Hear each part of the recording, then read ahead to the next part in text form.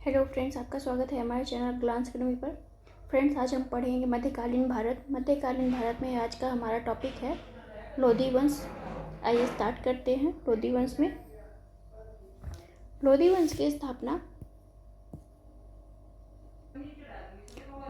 की स्थापना बहलोल लोधी ने 1451 ईस्वी में की। वह बहलोल शाह गाजी के नाम से दिल्ली के सिंहासन पर बैठा। बहलोल शाह गाजी के नाम से वह दिल्ली के सिंहासन पर बैठता है तथा अपने नाम का खुतबा पढ़वाया। इसकी सबसे महत्वपूर्ण विजय जो है जौनपुर की थी। बहलोल लोधी ने हिंदुओं के प्रति धार्मिक कट्टरता का व्यवहार नहीं किया। उसके दरबार में कई प्रतिष्ठित हिंदू सरदार थे, जैसे हम देख सकते हैं राय करण सिंह, राय प्रताप सिंह, राय नहर सिंह, राय त्रिलोकचंद, राय दादू। उसने जो है बहलोल सिक्का चलाया, जो उत्तर भारत में अकबर से पूर्व विनिमय का मुख्य साधन था।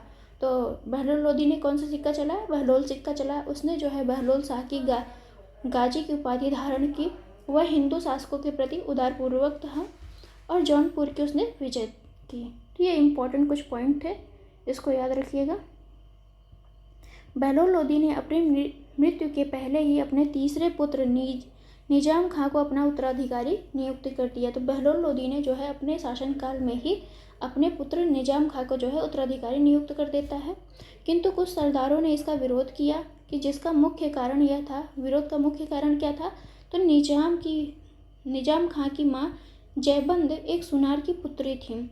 कुछ शक्तिशाली सरदारों ने निजाम खां का साथ दिया और 17 जुलाई 1489 ईस्वी को निजाम खां सुल्तान सिकंदर शाह के नाम से सिंहासन पर बैठा। तो निजाम खां ने किस नाम से सिंहासन पर बैठा था? तो वो सुल्तान सिकंदर शाह के नाम से सिंहासन पर बैठा। कब बैठा? तो 1489 में बैठा था।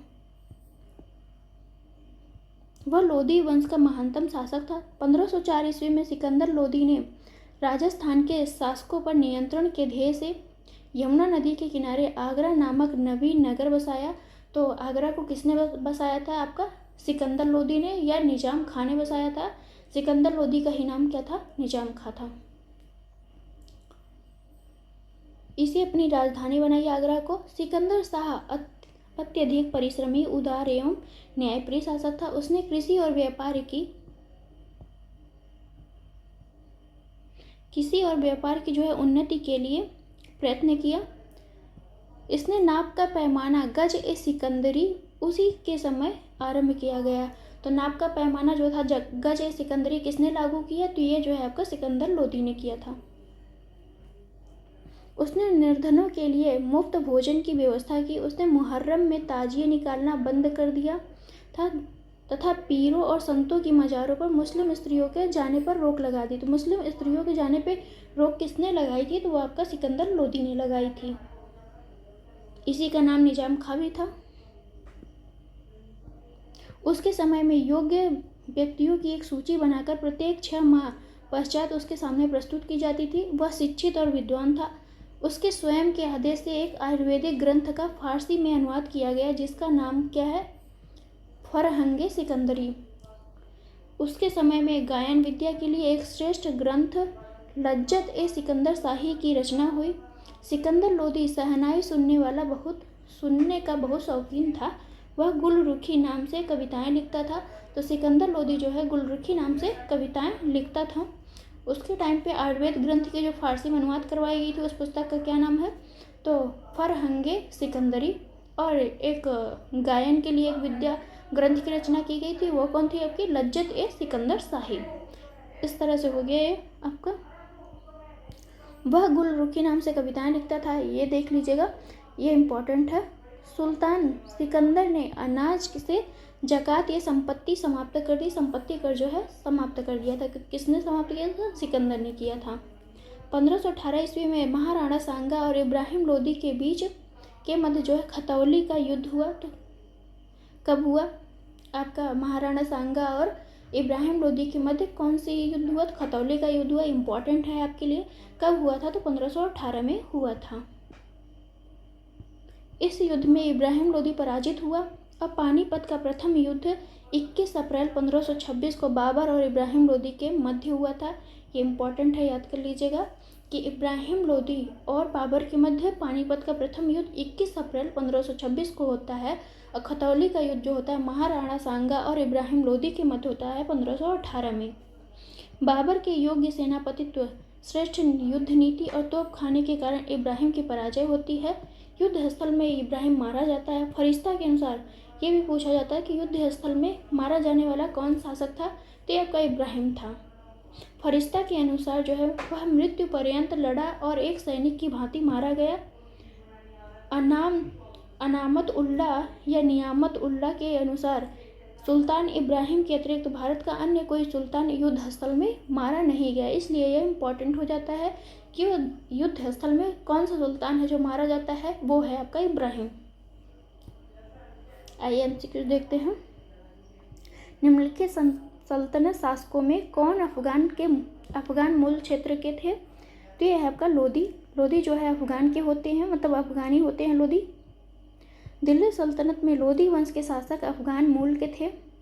लोदी वंश की स्थापना बहलोल लोदी ने 1451 ईस्वी में की थी। इस वंश का शासनकाल जो है 1451 से लेकर 1526 तक रहा। अंतिम लोदी शासक इब्राहिम लोदी था, जिसको 1526 में पानीपत के प्रथम युद्ध में पराजित करके बाबर ने मुगल वंश की स्थापना की थी। दिल्ली की राजगद्दी पर अफगान शासकों के शासन का निम्नलिखित में से कौन सा एक सही कालक्रम है, तो देखते हैं। सबसे पहले आपका आएगा बहलोल लोदी, फिर उसके बाद आएगा सिकंदर शाह, सबसे लास्ट में आएगा आपका इब्राहिम लोदी।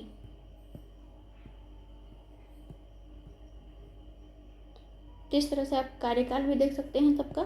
यहाँ पे देखते हैं। क्वेश्चन नंबर 3 है, दिया गया मानचित्र किस लोदी सुल्तान से संबंधित है? मानचित्र में इस चिन्हित स्थल किस नगर को निरूपित करता है? ये आपका यहाँ पे है, देखते हैं। तो ये आपका बहलोल लोदी जौनपुर है। तो बहलोल लोदी ने जौनपुर पर विजय हासिल की थी युद्ध करके।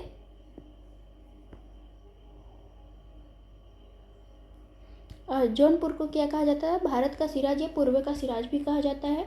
महाराणा सांगा ने इब्राहिम लोदी को किस युद्ध में परास्त किया था? तो ये आपका खतौली का युद्ध था जो 1518 ईस्वी में हुआ था। राणा सांगा इब्राहिम लोदी के मध्य इब्राहिम लोदी आपका पराजित होता है। निम्नलिखित में से किस सुल्तान ने एक नगर बसाया जहां अब आगरा है? तो ये आपका सिकंदर लोदी होता है, जिसका नाम क्या होता है? निजाम खां। इसने क्या किया था? आगरा नगर बसाया और इसको जो है अपनी राजधानी भी बनाया था।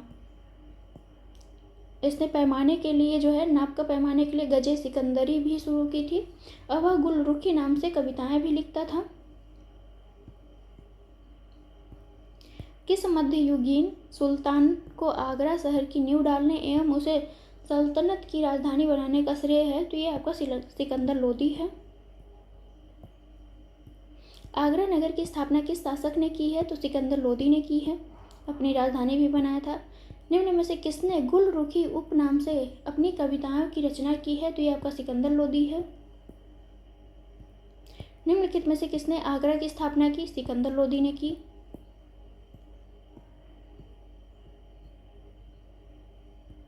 निम्नलिखित सुल्तानों में से कौन अन्य के ऊपर कर समाप्त करने के लिए जाना जाता है? तो ये आपका सिकंदर लोदी है कि अन्य के ऊपर इसने कर को समाप्त कर दिया था।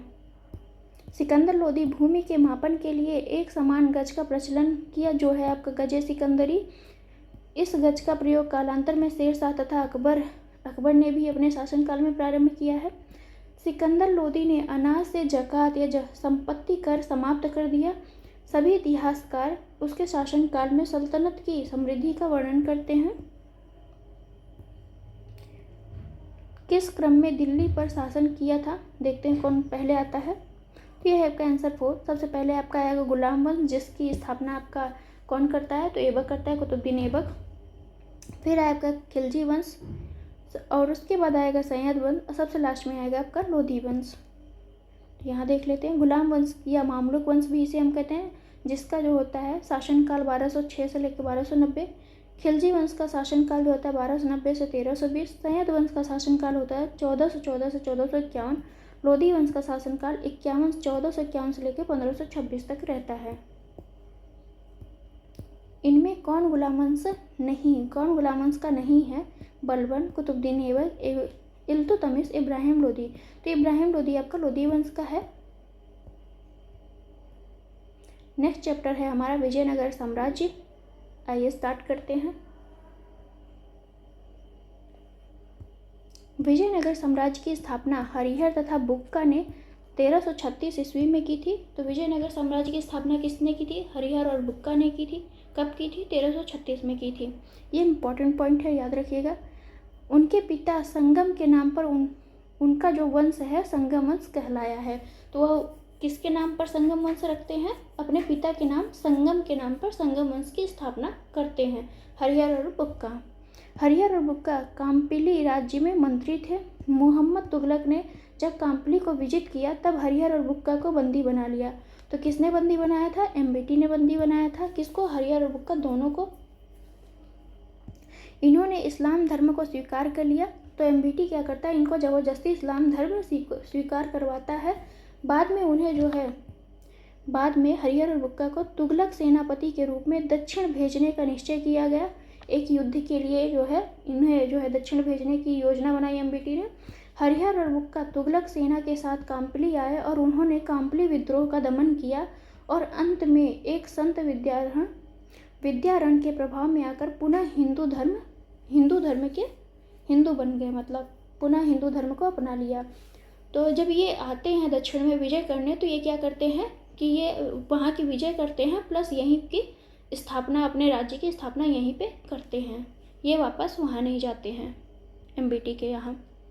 तो अब यहाँ पे हम देखते हैं, अंत में संत विद्यारण के प्रभाव में आकर वह पुनः हिंदू बन जाते हैं। विजयनगर को संस्थापित कर, मतलब इसकी स्थापना कर, हरिहर एवं बुक्का अपने गुरु विद्यारण तथा वेदों के प्रसिद्ध भाष्यकार सायण से दीक्षा ली थी।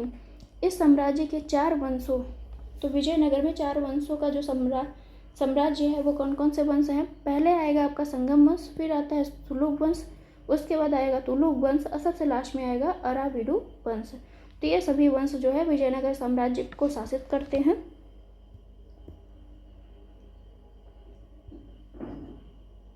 विजयनगर साम्राज्य की राजधानियां क्रमशः अनेगोंडी, विजयनगर, वेनुगोंडा, चंद्रगिरी थी। 1352 से लेकर 1353 ईस्वी में हरिहर प्रथम ने मदुरा विजय हेतु 2 सेनाएं भेजी थी। एक कुमार सवल के नेतृत्व में और दूसरी जो है कुमार कंपन के नेतृत्व में। कुमार कंपन अड़ियार ने मदुरा को जीतकर उसे विजयनगर में शामिल कर लिया था।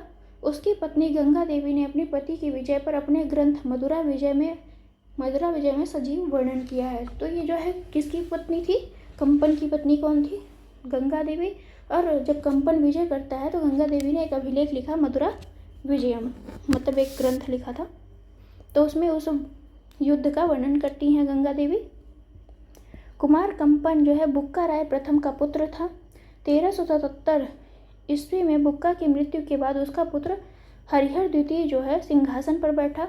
उसने महाराजधिराज की उपाधि धारण की। तो हरिहर द्वितीय जो था उसने कौन सी उपाधि धारण की थी? तो महाराजधिराज की उपाधि धारण की थी।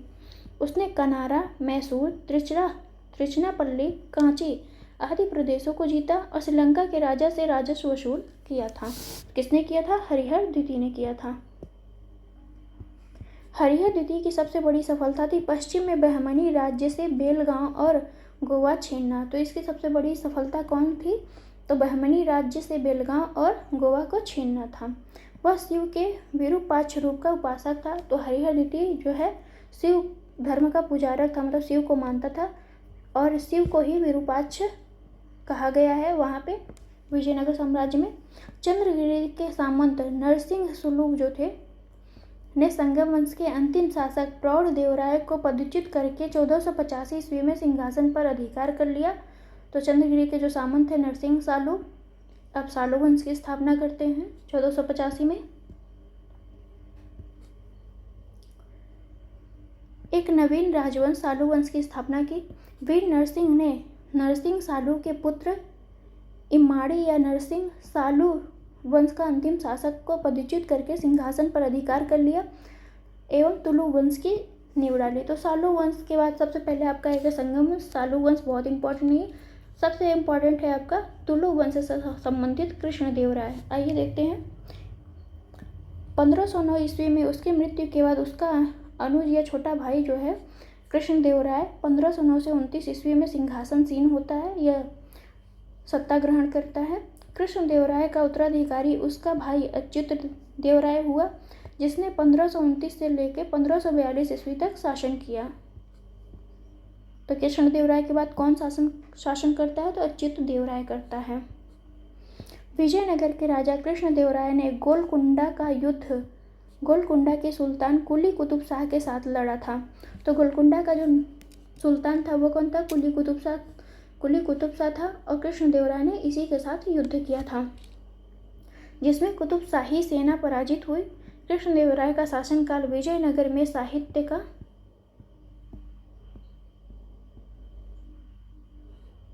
क्लासिकल युग माना जाता है। तो साहित्य का क्लासिकल युग किसका शासनकाल माना जाता है? विजयनगर में आपका कृष्णदेवराय है, उसका शासनकाल माना जाता है।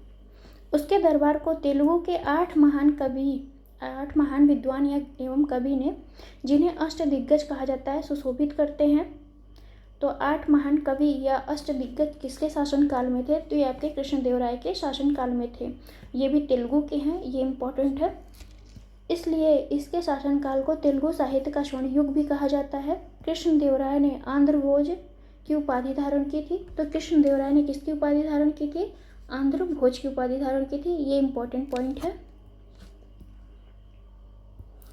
कृष्णदेवराय स्वयं एक उत्कृष्ट कवि और लेखक था। उसकी प्रमुख रचना है आमुक्तमाल्यद, जो तेलुगु भाषा में है। आमुक्तमाल्यद किस भाषा में है? तेलुगु भाषा में। किसने रचना की थी? तो कृष्णदेवराय ने आमुक्तमाल्यद की रचना की थी। तेलुगु भाषा के 5 महाकाव्यों में से एक है ये भी महाकाव्य है। उसने नागलपुर नामक नगर की स्थापना भी की थी। तो कृष्णदेवराय ने नागलपुर नामक नगर भी बसाया था। उसने हजारा और विट्ठल स्वामी नामक मंदिर का निर्माण भी कराया। तो कृष्णदेवराय ने आमुक्तमाल्यद नामक ग्रंथ की रचना की, जो तेलुगु भाषा में है, और नागलपुर नामक एक नगर बसाया। उसने हजारा और विट्ठल स्वामी मंदिर का भी निर्माण करवाया था। किसने? कृष्णदेवराय ने करवाया था। उसके समय में पुर्तगाली यात्री डोमिंगो पायस और बारबोसा आए थे। तो कृष्णदेवराय के समय कौन से अंग्रेज आए थे? तो उसके शासनकाल में डोमिंगो पायस जो एक पुर्तगाली यात्री था, और बारबोसा आया था। बाबर ने अपनी आत्मकथा में कृष्णदेवराय को भारत का सबसे शक्तिशाली शासक बताया। बाबर ने अपनी आत्मकथा में कृष्णदेवराय को भारत का सबसे शक्तिशाली शासक बताया है। फारसी राजदूत अब्दुल रज्जाक संगम वंश के सबसे प्रतापी शासक देवराय द्वितीय के शासनकाल में विजयनगर आया था। तो अब्दुल रज्जाक कब आया था? किसके शासनकाल में? तो देवराय द्वितीय के शासनकाल में। यह फारसी राजदूत था। महाभारत के तेलुगु अनुवाद का कार्य 11वीं शताब्दी में नन्नय ने प्रारंभ किया था। तो महाभारत का जो तेलुगु में अनुवाद किसने प्रारंभ किया था? नन्नय ने प्रारंभ किया था। ये तेलुगु भाषा में हो रही थी अनुवाद महाभारत की 11वीं शताब्दी में, जिसे 13वीं शताब्दी में टिक्कन द्वारा तथा फिर 14वीं शताब्दी में यर्रन द्वारा पूरा किया गया। तो नन्नन और टिक्कन और यर्रन ये सभी जो है महाभारत में तेलुगु का जो है अनुवाद महाभारत का किया था। तो इस तरह से आपका ये हो गया। आगे देखते हैं। महाभारत का तेलुगु में अनुवाद इन सभी के द्वारा इन तीनों के द्वारा किया गया, नन्नन, टिक्कन और यर्रन। याद रखिएगा, ये तीनों तेलुगु साहित्य के कवि त्रय के रूप में विख्यात हैं। इन तीनों का नाम तो कन्फर्म याद होना चाहिए, क्योंकि ये तेलुगु साहित्य के कवि त्रय कहे जाते हैं। वैदिक ग्रंथों के भाष्यकार सायण को विजयनगर राजाओं का आश्रय मिला। जनवरी 1565 में तालीकोटा के प्रसिद्ध युद्ध, तालीकोटा का युद्ध, राक्षस तांगड़ी का युद्ध और बन्नीहट्टी का युद्ध, इसी को हम कहते हैं, जो 1565 में होता है। विजयनगर साम्राज्य, और एक तरफ विजयनगर साम्राज्य होता है, एक तरफ 4 राज्य होते हैं। देखते हैं कौन कौन से राज्य। पहला आपका बीजापुर है, दूसरा आपका अहमदनगर है, तीसरा आपका गोलकुंडा है, चौथा आपका बीदर है। इसमें बरार शामिल नहीं होता है, याद रखिएगा। संयुक्त सेनाओं ने विजयनगर को पराजित कर दिया। इस संयुक्त सेना में केवल बरार शामिल नहीं था। तो याद रखना है कौन सा एक था जो शामिल नहीं था, तो बरार शामिल नहीं था। एक तरफ विजयनगर था, दूसरी तरफ ये 4 राज्य थे, दोनों एक दूसरे की युद्ध मतलब एक दूसरे के विरुद्ध युद्ध लड़ रहे थे, जिसमें विजयनगर पराजित होता है और ये 4 राज्य जीत जाते हैं। फरिश्ता के अनुसार यह युद्ध तालीकोटा में लड़ा गया, किंतु युद्ध का वास्तविक क्षेत्र क्या था? राक्षसी एवं तंगड़ी नामक 2 ग्रामों के बीच स्थित था। तालीकोटा के युद्ध के समय विजयनगर का शासक सदाशिवराव था। तो विजयनगर का शासक कौन था? तालीकोटा के युद्ध या राक्षसी तंगड़ी का युद्ध के समय कौन सा शासक था? तो ये आपका सदाशिवराव शासक था, किंतु वास्तविक शक्ति उसके मंत्री राम राय के हाथों में थी। अराविडु वंश, अब हमारा आता है चौथा वंश जो है अराविडु वंश, की स्थापना 1570 में लगभग तिरुमल ने सदाशिव को अपदस्थ कर पेनुकोंडा में की थी। तो अराविडु वंश की स्थापना किसने की थी? तिरुमल ने की थी। इसका उत्तराधिकारी रंग प्रथम था। रंग प्रथम के बाद वेकंठ द्वितीय शासक हुआ। उसने चंद्रगिरी को अपना मुख्यालय बनाया। विजयनगर के महान शासकों की श्रृंखला में अंतिम वंश यह जो था अराविडु वंश अंतिम वंश था। वेंकट द्वितीय राजा वोडियार का समकालीन था, जिन्होंने 1612 ईस्वी में मैसूर राज्य की स्थापना की थी। तो मैसूर राज्य की स्थापना किसने की थी? वेंकट द्वितीय ने की थी। विजयनगर राज्य में राजस्व का सर्वाधिक महत्वपूर्ण स्रोत भूमि कर था। भूमि का भली भांति सर्वेक्षण किया जाता था। समानतः भू राजस्व की दर जो थी 1/3 से 1/6 तक होती थी। इसका निर्धारण भूमि की श्रेणी और फसल की उत्कृष्टता के आधार पर किया जाता था। शिष्ट राय रेखा नामक कर राज्य की आय का प्रमुख स्रोत होता था। तो ये शिष्ट क्या है? एक कर है। केंद्रीय राजस्व विभाग को 58 यानी अस्थवन अथवन कहा जाता था। हम्पी के खंडहर जो वर्तमान उत्तरी कर्नाटक में अवस्थित हैं, विजयनगर साम्राज्य की प्राचीन राजधानी का प्रतिनिधित्व करते हैं। तो विजयनगर की राजधानी क्या थी? आपकी हम्पी थी। विजयनगर काल में बना विरूपाक्ष मंदिर यहीं पर अवस्थित है। तो विजयनगर में ही बना था, मतलब ये विरूपाक्ष का मंदिर उसी के टाइम पे बना था। हम्पी जो है यूनेस्को की विश्व विरासत स्थलों की सूची में इस टाइम शामिल है। विट्ठल मंदिर हम्पी का निर्माण विट्ठल मंदिर का निर्माण विजयनगर साम्राज्य के तुलु वंश के महाप्रतापी राजा कृष्णदेवराय ने करवाया था 1509 से लेकर 1529 में। इस मंदिर में स्थित 56 तछित स्तंभ संगीतमय स्वर निकालते हैं। जो 56 स्तंभ हैं वो जो है संगीतमय स्वर निकालते हैं, ऐसा बोलना है इन लोगों का। तो आगे चलते हैं। अब हम करेंगे एमसीक्यूज। आइए देखते हैं। विजयनगर राज्य की स्थापना की थी किसने की थी? तो हरिहर और बुक्का ने की थी विजयनगर राज्य की स्थापना विजयनगर की 1336 ईस्वी में। असंगम वंश कहलाए, क्यों कहलाए? क्योंकि इसके पिता का नाम जो था संगम था। विजयनगर राज्य के संस्थापक कौन थे? तो हरिहर और बुक्का थे। 2 भाइयों हरिहर और बुक्का ने किसकी स्थापना की थी? तो विजयनगर राज्य की थी। इनमें से किसने कृष्णा नदी की सहायक नदी के दक्षिणी तट पर एक नए नगर की स्थापना की और उस देवता के प्रतिनिधि के रूप में अपने इस नए राज्य का शासन करने का दायित्व लिया, जिसके बारे में माना जाता है कि कृष्णा नदी से दक्षिण की समस्त भूमि उस देवता की थी? तो ये आपके हरिहर प्रथम की। हरिहर प्रथम ने कृष्णा नदी की सहायक नदी तुंगभद्रा के दक्षिणी तट पर एक नए नगर विजयनगर की स्थापना की और उस देवता के प्रतिनिधि के रूप में अपने इस नए राज्य पर शासन करने का दायित्व लिया, जिसके बारे में माना जाता है कि कृष्णा नदी से दक्षिण की समस्त भूमि उस देवता भगवान विरूपाक्ष की है। अपनी मधुरा विजय कृति में अपने पति के विजय अभियानों का वर्णन करने वाली कवियत्री कौन थी? भारती गंगा देवी। तो ये आपके गंगा देवी थी।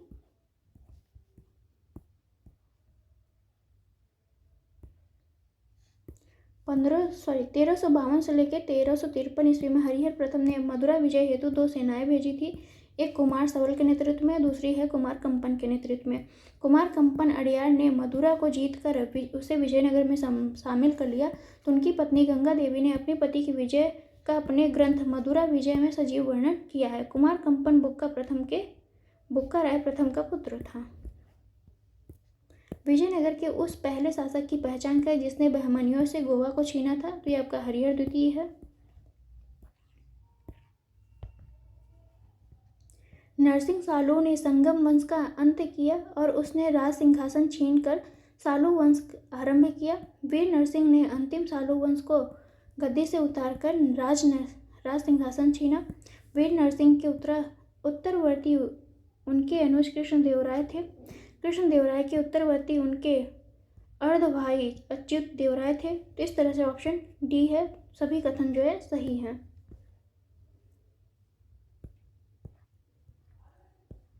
क्वेश्चन नंबर 8, विजयनगर के राजा कृष्णदेवराय ने गोलकुंडा का युद्ध किस राजा के साथ लड़ा था? तो यह आपका कुली कुतुब शाह के साथ लड़ा था। विजयनगर के राजा कृष्णदेवराय ने गोलकुंडा का युद्ध जो है गोलकुंडा के शासक या सुल्तान कुली कुतुब शाह के साथ लड़ा है। गोलकुंडा में कुली कुतुब शाही वंश का स्थापना कुली कुतुब शाह ने की थी। जब कृष्णदेवराय उड़ीसा के साथ युद्ध में व्यस्त था तब कुतुब शाह ने विजयनगर की सीमा पर स्थित पांगल और गुंटूर के दुर्ग पर आक्रमण किया तथा वारंगल, कोडविंदु आदि के किले जीत लिए। इसके पश्चात उसने विजयनगर पर आक्रमण करने का प्रयास किया। कृष्णदेवराय और कुतुब शाह के बीच संघर्ष हुआ जिसमें कुतुब शाही सेना पराजित हुई थी। कृष्णदेवराय के दरबार में अष्टदिग्गज कौन थे? तो ये आपके 8 तेलुगु कवि थे। और कृष्णदेवराय ने जो है एक पुस्तक लिखी थी आमुक्तमाल्यदा, तेलुगु भाषा में जो थी, और इसने एक नागलपुर नामक नगर भी बसाया था। इनमें से किसे आंध्र भोज भी कहा जाता है? तो कृष्णदेवराय ने आंध्र भोज की उपाधि धारण की थी। अष्टदिग्गज किस राजा से संबंधित? कृष्णदेवराय से संबंधित है। प्रसिद्ध विजयनगर शासक कृष्णदेवराय के अधीन किस साहित्य का स्वर्ण युग था? तो ये आपका तेलुगु साहित्य का स्वर्ण युग था।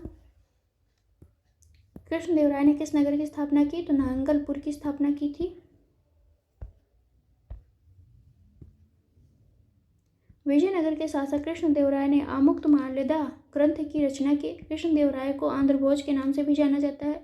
उनके दरबार को अलसानी पेड्डना नामक राजकवि सुशोभित करता था जो संस्कृत एवं तमिल भाषा दोनों का ज्ञाता था। तो इसका आंसर है सी, दोनों ही कथन आपके सही हैं। कृष्णदेवराय का शासनकाल विजयनगर में साहित्य का क्लासिकल युग कहा जाता है। इसके दरबार में तेलुगु के 8 महान कवि एवं विद्वान या अष्टदिग्गज सुशोभित करते थे।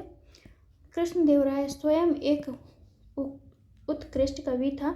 उसकी प्रमुख रचना है आमुक्तमाल्यदा जो तेलुगु भाषा में है। भाषा के 5 महाकाव्यों में से यह एक मानी जाती है। कृष्णदेवराय आंध्र भोज की उपाधि धारण की। उनके दरबार को अष्टदिग्गज तेलुगु कवियों में प्रमुख जो है अलसानी पेड्डना नामक राजकवि सुशोभित करता था जो संस्कृत एवं तेलुगु दोनों भाषाओं का ज्ञाता था। उसकी प्रमुख रचनाएं हैं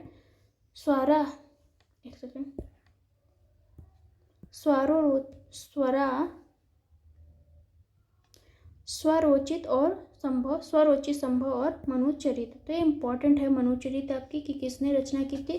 तो अलसानी पेड्डना ने की थी। स्वरारोचित की कितने की थी? तो ये भी अलसानी पेड्डना ने ही की थी, याद रखिएगा, इंपॉर्टेंट है। विजयनगर का प्रसिद्ध हजारा मंदिर किसके शासनकाल में निर्मित हुआ है? तो ये आपका कृष्णदेवराय के शासनकाल में।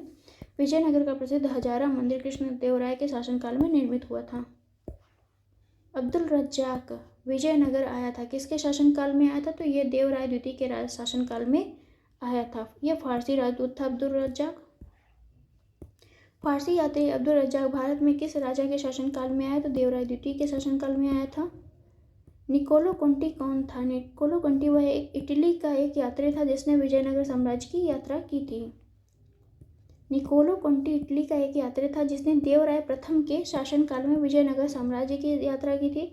निकोलो कोंटी ने नगरों एवं मनाए जाने वाले प्रमुख त्योहारों दीपावली, नवरात्र आदि का वर्णन किया है। इसने दास प्रथा का विस्तृत विवरण दिया गया है। निकोलो कोंटी ने लिखा है, विजयनगर साम्राज्य में विशाल संख्या में दास हैं। जो कर्जदार अपना ऋण अदा नहीं कर पाते उन्हें ऋणदाता द्वारा अपना दास बना लिया जाता है। पुर्तगालियों के लेखक नूनीज के अनुसार विजयनगर साम्राज्य में महिलाएं निम्नलिखित में से किस क्षेत्रों में निपुण थी? कुश्ती, ज्योतिष शास्त्र, लेखाकरण, भविष्यवाणी। तो ये है आपका डी। चारों ही क्षेत्रों में महिलाएं निपुण थीं। पुर्तगाली लेखक फर्नाओ नूनीज विजयनगर शासक अच्युत राय के शासनकाल में भारत की यात्रा की। वह कुछ समय तक अच्युत राय के दरबार में रहा। नूनीज जो है घोड़े का व्यापारी था। नूनीज के अनुसार विजयनगर साम्राज्य में महिलाएं कुश्ती, ज्योतिष शास्त्र, लेखाकरण, भविष्यवक्ता तथा संगीत एवं नृत्य में निपुण होती थीं।